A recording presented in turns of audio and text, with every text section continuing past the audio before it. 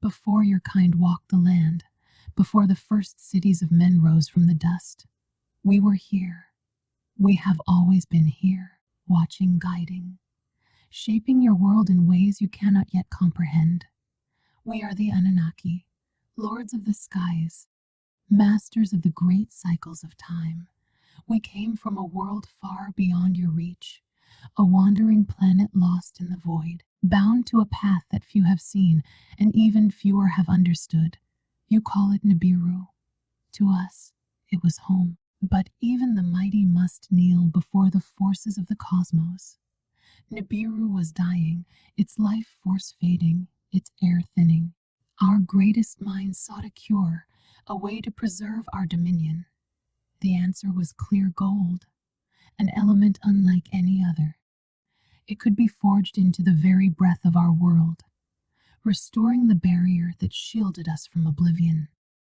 And so, we turned our gaze outward, seeking a world that held this lifeblood in abundance. We found your earth, young and untamed, rich with what we needed. And so we descended from the heavens, carving our place upon its surface. The first city of the gods was born, Eridu, the foundation of what you would one day call civilization. We ruled as kings and gods, but even gods are bound to labor. The task before us was great. The gold lay deep within the earth, buried beneath rock and fire. We bent the rivers, shaped the mountains, and harnessed the storms to our will. But the toil was endless, and soon even the divine grew weary. Whispers of discontent spread among us. We had come as lords, yet we had become laborers. It was then that a thought took root, one that would alter the course of this world forever. If we could create, as we had shaped the stars and bent the elements, could we not shape another to serve in our place? A being that would bear the weight of our burden, a creation made in our image, bound to our will. Thus, the first age began. The gods walked the land, but soon another would walk beside them, and the world would never be the same. The first city stood, carved from the dust of your world, Eridu, our foothold on this raw and untamed land. But we had not come to build temples alone. We had come for what lay beneath, the lifeblood of our survival. The gold. Gold was not mere metal to us, as it would become to you. It was the key to our dominion, the element that could restore the shield of our home. With it, Nibiru would breathe once more. Without it, our world would wither and our empire would fall to ruin. And so we toiled. Our hands, which had shaped the stars, now clawed at the earth. We split the mountains, drained the rivers, and tore into the flesh of this planet to extract what we needed. The gold was abundant, but it lay deep, hidden within the bones of your world. Each piece wrested from the darkness brought us closer to salvation, but at a great cost. Our kind, the lords of heaven, had not known such labor since the forging of our own world. What had been meant as a mission of dominion had become a test of endurance, and soon the mighty began to falter. Among us, discord grew. The sons of Anu, the mighty among the Anunnaki, grew restless. We had not journeyed across the stars to become slaves to the very elements we sought to master. The burden was heavy, and murmurs of discontent spread like whispers in the wind. In the depths of the mines, the first voices rose in defiance. We were not made for this, they cried. We are rulers, not laborers. And for the first time, the divine order wavered. Our kind had shaped the fate of many worlds, but now we stood at a crossroads. Continue as we were, and risk mutiny among our own, or create another to bear the burden in our place. It was then that a thought took root, one that would shape the destiny of this world forever. If we could fashion the rivers, mold the land, and carve the mountains, could we not also shape life? Could we not forge a being, one lesser than us, to toil where we could not? Thus the decree was given. A solution would be sought, one that would end our suffering. A new race would be born, a creation of our own design. And so the age of man began, not from divine providence, nor by the hand of nature alone, but by the will of those who walked before you. We had shaped worlds, bent rivers, moved mountains, but never before had we shaped life itself. The decree had been given. The labor of the gods would end. A new being would be forged to bear the burden we could no longer endure. Yet the task before us was delicate. To create was to wield the power of the cosmos itself. And such power was not to be taken lightly. Enki, the wise, the knower of secrets, took upon himself the great work. Deep within the sanctuaries of our kind, he studied the creatures that roamed this world. Among them, he saw potential. A being, crude and unshaped, yet carrying the spark of something greater.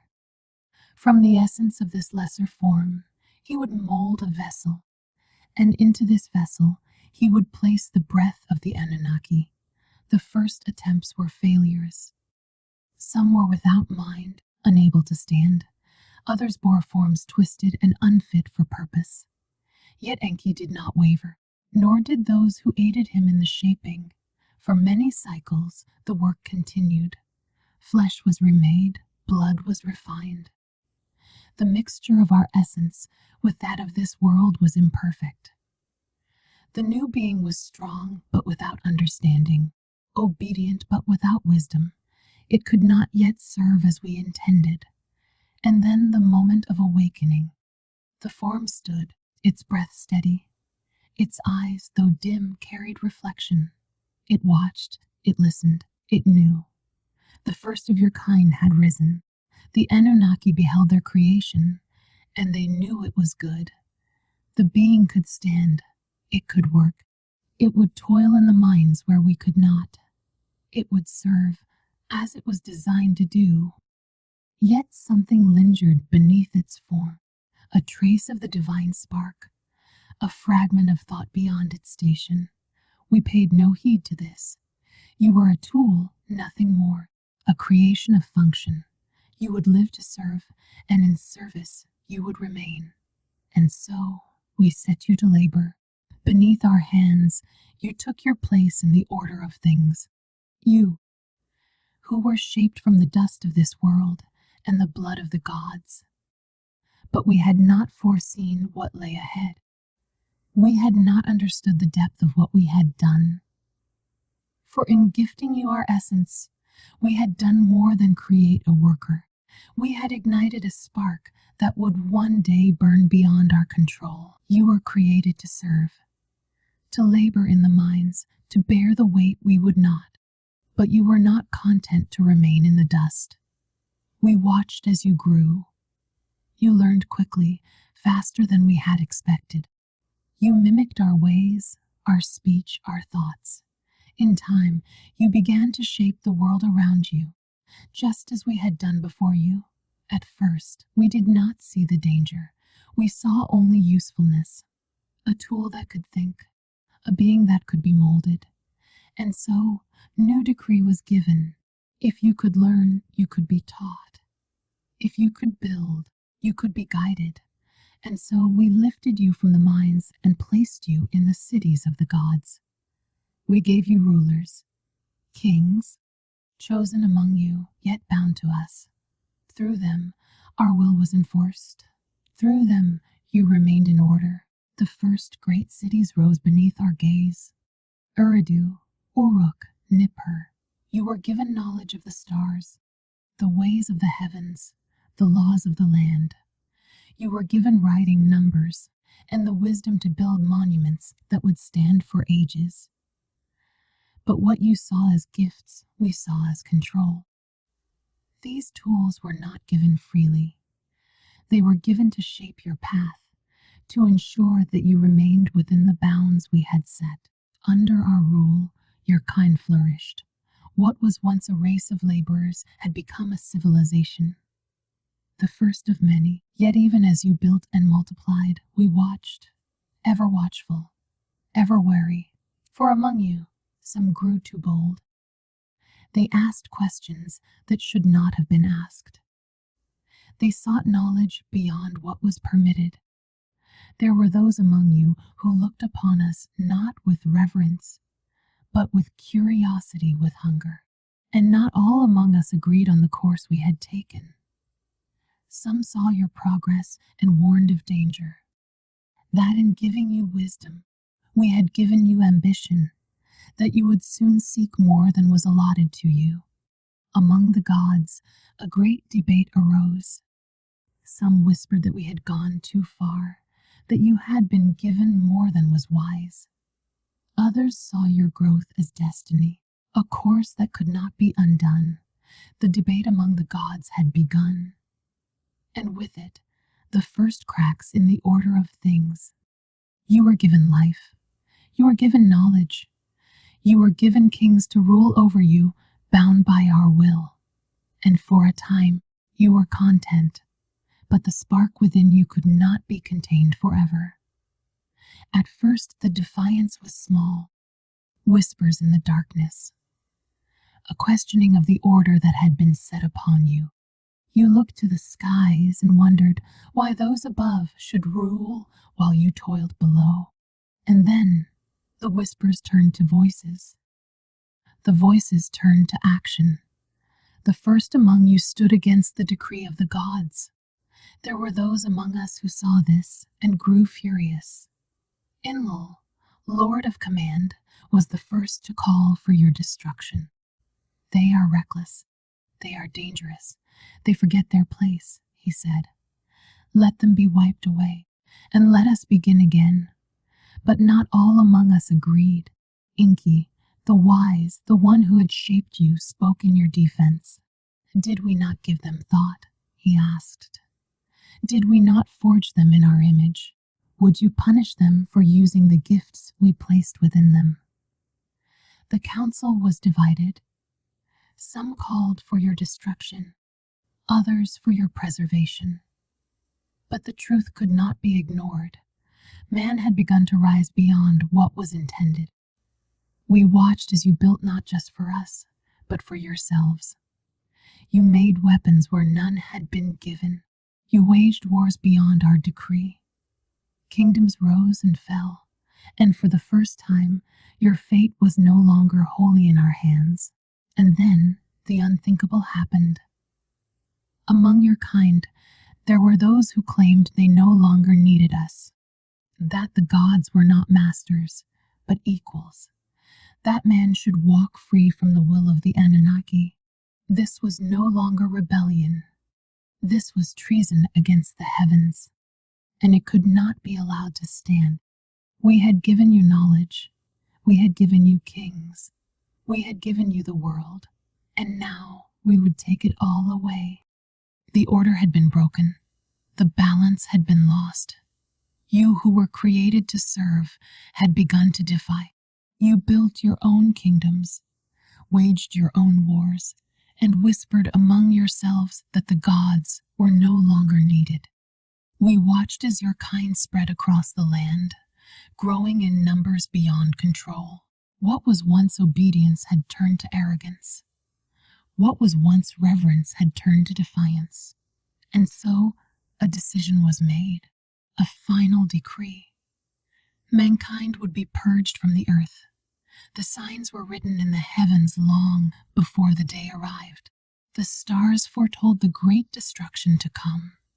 The waters would rise. The land would be swept clean. Only silence would remain. Enlil, Lord of the Command, was resolute. Let them perish, he declared. Let the flood cleanse the world. They were never meant to rule themselves. But among us, there was one who could not turn away. Enki, your creator, the one who had shaped you from the dust, could not let his work be undone. In secret, he called upon one among your kind, a man of wisdom, a man who listened. He was given a warning, a command. Build an ark, gather what you can, and prepare for the storm that is coming. Few were saved. Fewer still remembered why. When the great waters rose, the cities of men were swallowed. Your kings, your temples, your mighty walls, all were erased as if they had never been. And when the waters receded, the world was born anew. You, the remnants of a broken race, stepped forth into a land that had forgotten you. The time of the great cities had ended. The age of gods walking among men was no more. We watched from above, from the places beyond your sight. The flood had not destroyed you completely. A remnant had survived. A remnant that would rebuild. A remnant that still carried the spark we had placed within you. The flood had wiped away your world, but it had not wiped away what you had become. The waters had receded. The world was silent. The great cities of old lay buried beneath the mud and ruin. The mighty temples, the golden halls, the vast kingdoms, all had been washed away as if they had never been. And yet you remained. The flood had taken nearly all, but not everything. Those who had been warned, those who had listened, those who had been chosen, they stepped forth into a new world, carrying the remnants of the old. But you were not alone. We were still there, watching from the heights, from the shadows, from the places you could not see. Though our presence had faded from your sight, our hand was still upon you. The knowledge had not been entirely lost. The chosen among you still carried the words of the gods, the wisdom of the stars, the memory of what had come before. And with this, the great work began again. New kings were crowned, their bloodlines carrying the essence of those who had shaped them. The temples were rebuilt, though smaller than before. The great monuments rose once more, though they no longer touched the heavens. But this was not the world that had come before. This was not the golden age of the gods. We no longer walked among you as we once had. Our voices, once loud, became whispers. Our forms, once seen, became myths. It was better this way. Had proven unpredictable, dangerous even. Some among us had wished to see you erased completely. Others had wished to guide you still. But the decision had been made. We would step back, and you would be left to rule yourselves. And so we faded from your sight, but never from your history. The traces of us remained, hidden in your legends, carved into your stones, buried beneath the sands of time. You would remember us as gods, as kings, as beings from the stars, but never as what we truly were. Never as those who had walked beside you, shaped you, and, in the end, abandoned you. We left, but we were never truly gone. The cities of the old world crumbled, but their foundations remained. The temples fell, but their stones whispered of the past. The bloodlines of kings, touched by the essence of the gods, carried our mark through the ages. And though you no longer saw us, you still felt our presence. We became myths, stories passed down through generations. You called us gods, giants, lords of the heavens. You built monuments in our name, though you no longer remembered why. You searched the skies, wondering when we would return. And even now, you search. You uncover the ruins of what was, piecing together the fragments of a forgotten age. You read the tablets, the carvings, the warnings left behind. You look to the stars and question what your ancestors once knew. You feel it, don't you? The knowledge buried deep within you. The truth hidden beneath your history. You have always known that you were more than mere beasts that rose from the dust. You were shaped, guided, watched, and even now you are not alone. The cycles turn, as they always have. The great wheel moves, as it always will. The time will come when the hidden will be revealed, when the watchers will no longer remain in shadow, when the forgotten will rise once more. You are never alone, and soon you will see.